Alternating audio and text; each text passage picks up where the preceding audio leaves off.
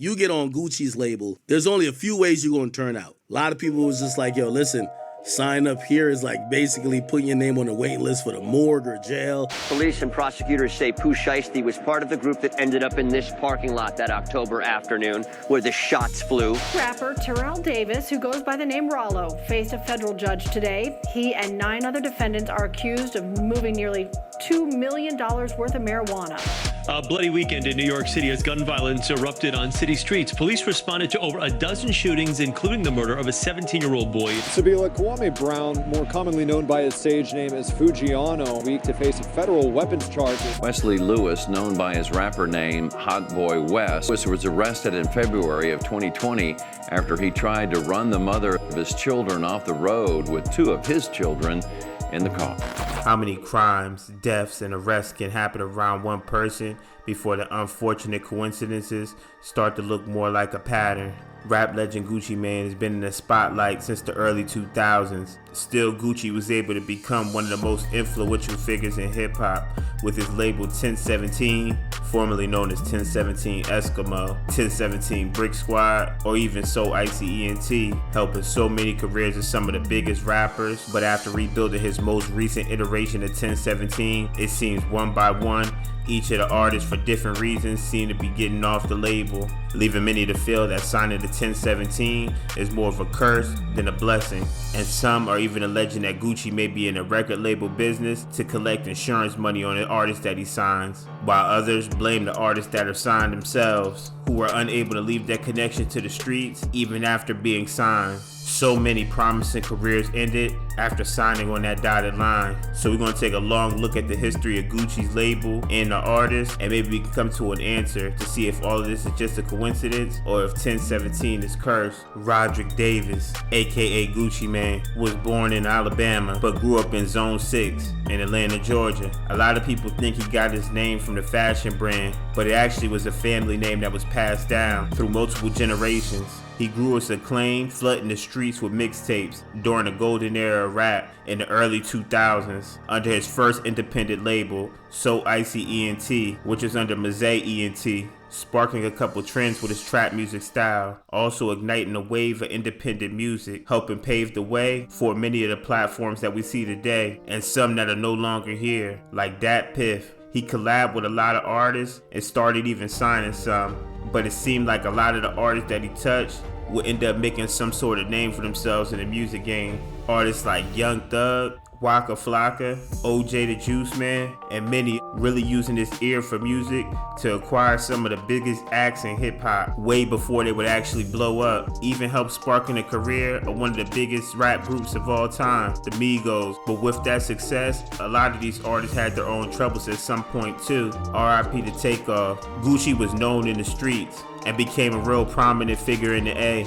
And as somebody that was in Zone 6 around that exact same time, I could say from first-hand knowledge, Gucci's effect was just different in the South. And if you look close enough, it's a chance he either had a hand in or gave a co-sign to one of your favorite artists today. He had a raw, authentic feel to his music that made Gucci real to his supporters. And the legal troubles he started getting into around 2005 only added validity to this, when Gucci would be arrested for a murder, when in 2005 a shooting occurred in Decatur where an affiliate of rapper Young Jeezy named Pookie Loc will be murdered. Gucci was charged for the murder, which eventually the charges was dropped due to the shooting being ruled as self-defense. The press around Gucci would rise to all-time highs, with after Gucci catching a body, it made anything he said in his music the truth. And this always seemed to gravitate others that came from a similar background. In 2010, he announced that he was closing So Icy ENT and leaving Mazay Entertainment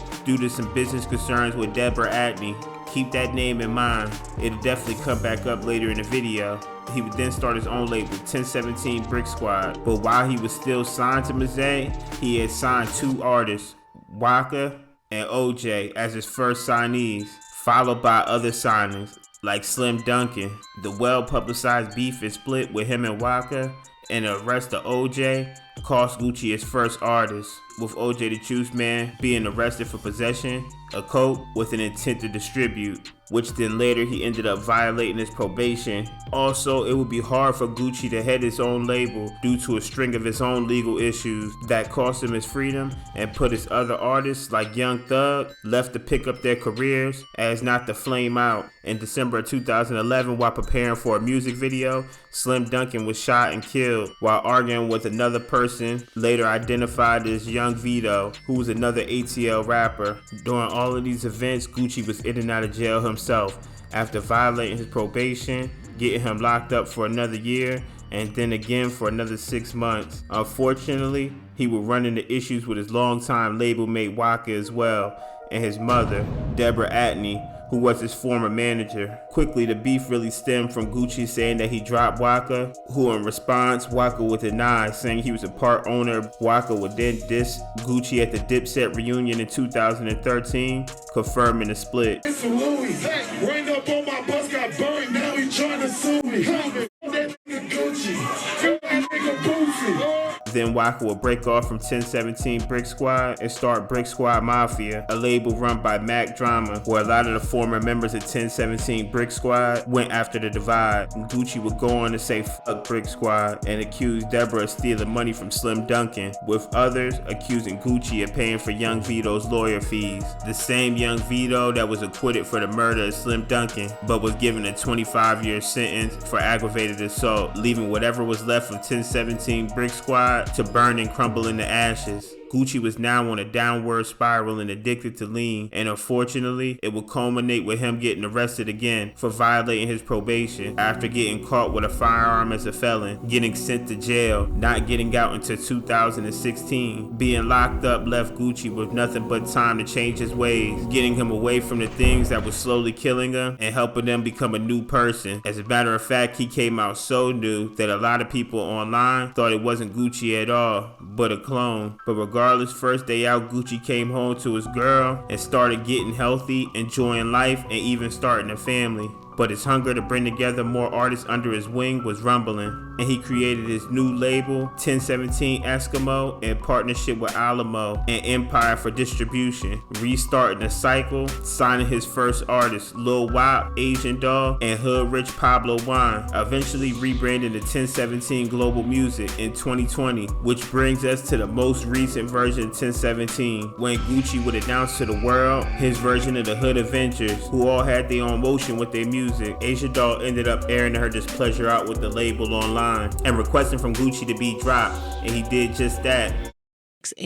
But when I was with Gucci, it just didn't work out because of effort and the stuff that we needed as artists. It just wasn't provided, and I feel like politics and crazy shit that came behind it. And I told you I didn't understand like a lot of shit with the business, so I just wanted to like leave. And Lil Wop also joined in on the 1017 hate bashing, saying Gucci was taking 20%, but he wasn't helping his career. I ain't got nobody backing me, and Gucci don't give a fuck either. That nigga sitting back chilling too. That nigga getting 20% off me, and he not doing shit for me, bro. You shouldn't be getting 20% of shit, bro.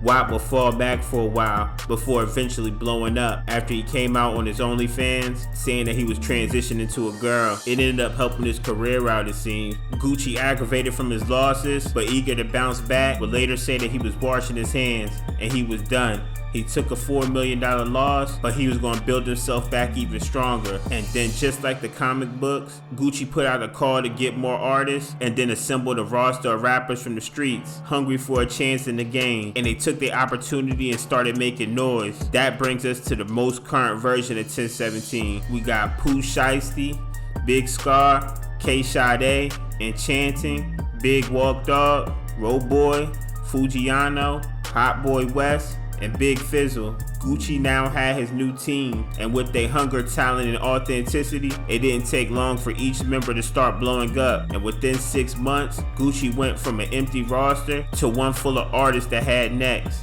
with hit songs, popping up on lists from hip-hop media sources, and running up millions of views online. The new supergroup, the So Icy Boys, were getting labeled online as the Hood Avengers, and was planning to start turning it up with their new project. But with the taste of success and the influx of money, each artist started running into their own misfortunes, breaking apart the seemingly solid foundation that was keeping 1017 together. Eventually, Gucci would even add more to the roster too, like Coach the Go, TLE Cinco, and Matt Critter, and it just seems as if they were getting picked off one by one. Hood Rich Pablo Juan had a string of L's, getting jumped, robbed. Playing with none of you rappers, I don't give a fuck about none of that shit. Tell them, Knox. That's our shit. Niggas ain't getting shit back. Hey, Bud, what you got back there, Bud? That hood whoop shit, that's our shit. And it all ended up with him getting a RICO. And in today's times, once you're in jail for that long, it's gonna be hard for you to revive your career. Word is, though, he will get home soon. Fujiano got arrested for possession of a firearm by a felon, to which he responded by burning off his ankle monitor and doing a race, and then getting arrested again after being caught, getting years behind bars. Pooh Shiesty took a plea deal to lower his charges that included 3 gun charges, 2 in 2020 and 1 in 2021. All 3, he seemed to up the strap and let it off. Rollo got arrested for conspiracy to distribute 100 kilos that was estimated at a worth of over $2 million. He wanted to get out of his deal with Gucci, so he paid him back the money and Gucci let him out. Young Maul was arrested for allegedly being a part of a shooting at a gas station in Decatur. That's how I feel. I never even spoke on this shit, but I feel like I was just targeted, you know what I'm saying? And all type of shit. I ended up getting indicted and shit of like the leader of the gang and all this shit. Like, bro, I'm just trying to change this shit, bro. Yeah. Coach the Ghost definitely stood out in the group, being from New York, but talent was talent to Gucci. After signing, he got arrested for murdering a 17-year-old boy. His case is currently still ongoing.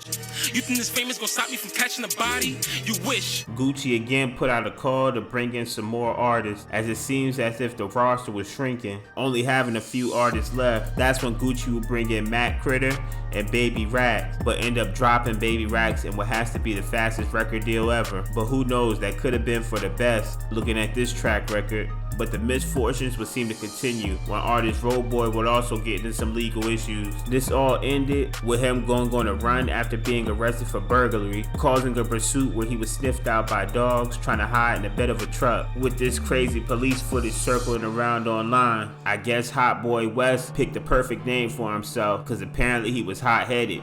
He's currently sentenced to 15 years in prison after pleading guilty to 2 enhanced counts of assault, family violence, aggravated assault with a deadly weapon, robbery, unauthorized vehicle use, endangering children, criminal mischief, and theft from a person. Offenses all range from 2020 to 2023. They say he'll be eligible for parole in 7.5 years, but that's pretty much the end of his rap career. Gucci's newest signing will also run into trouble after being charged with the murder of 2 men on the north side of Memphis, one of the victims allegedly being his sister's baby father. This case is still ongoing as well. But the string of arrests, alleged mismanagement, and scandals picked off Gucci's entire roster. But unfortunately for him, the trouble was still just getting started when rapper Big Scar would lose his life to overdose. With the loss of his grandmother, leaving him grieving from the pain, it was said that he started battling a lot of depression, and his addiction to prescription drugs horribly took his life in December of 2022. The world found out the rapper passed away at the young age of 22 to overdose. So RIP to him, and blessings to his family. But this caused his own controversy when Scar's little brother claimed Gucci was fake and didn't help with funeral costs, but was asking to get his chain back, something where Gucci's wife would later step in and provide receipts disproving it. The family would continue to say that Gucci was mad that he couldn't get his chains back and taunting him to come get it, but eventually their dad stepped in to confirm Gucci did help. At this point, it was starting to look a little bit odd, with most of the roster pretty much gone from the label, but there were a few women left on 1017